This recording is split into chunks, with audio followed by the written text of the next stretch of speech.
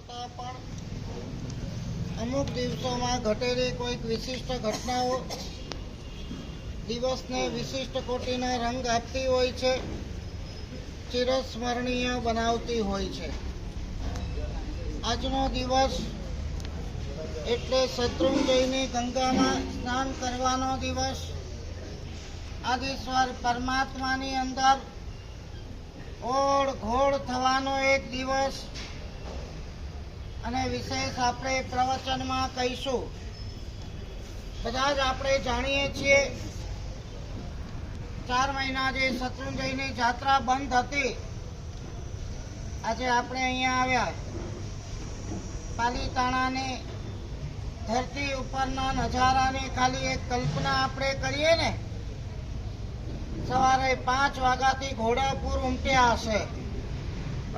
શત્રુંજયની સ્પર્શના અને આદિશ્વર પરમાત્મામાં ઓળઘોળ થવાની એક તાલાવેલી, એને લઈને ભક્તોના હૃદયની અંદર ભક્તિનું એક ઘોડાપુર ઉમટતું હોય છે. બે જ મિનિટ વાંધો નહીં.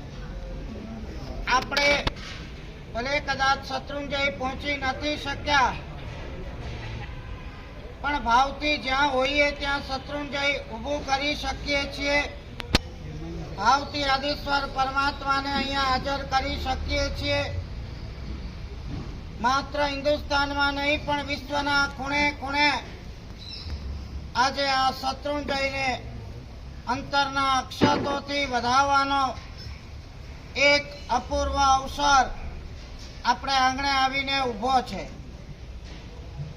ભાવમાં કંજૂસાઈ નથી કરવાની.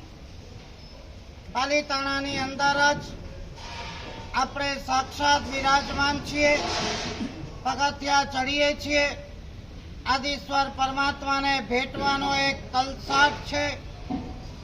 કાર્તિકી પૂનમનું એક વિધાન છે કે આજે પ્રભાતે જ આદિશ્વર પરમાત્માના 5 ચૈત્ય વંદન, કાવસક અને ખમાસમણા, એનાથી પરમાત્માને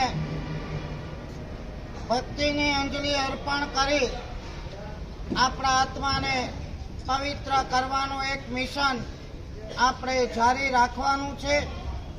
વિશેષ પ્રવચન આપણે પછી કરશું. આ ભૂમિકા કરી અત્યારે હૃદયના ભાવથી શત્રુંજયના પટની સમક્ષ, એટલે શત્રુંજય સાક્ષાત છે એવી કલ્પના સાથે આદિશ્વર પરમાત્માના ભાવવાહી 5 ચૈત્ય વંદન કરી અને આપણે ભક્તિમાં ઓળઘોળ બનવાનો એક પ્રયાસ કરીએ. ઈચ્છામિ ખમાસમિ.